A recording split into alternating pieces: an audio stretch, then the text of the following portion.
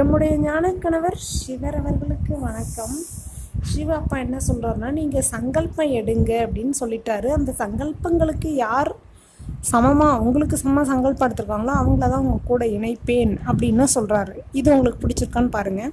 இன்னொன்று என்ன சொல்கிறாருன்னா, யாருக்கெல்லாம் நீ ஞானம் கொடுக்குறியோ அவங்களுக்கெல்லாம் யாரெல்லாம் உங்களை கேட்டுட்டு உங்கள் பக்கம் வராங்களோ அவங்களும் உங்கள் கூட இருப்பாங்கன்னு சொல்கிறாரு.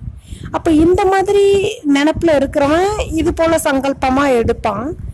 நான் எப்படி சங்கல்பம் எடுத்திருக்கேன், என் குணத்துக்கு ஏற்ற மாதிரி உள்ளவன் தான் என் கூட வரணும்னு சொல்கிறேன்.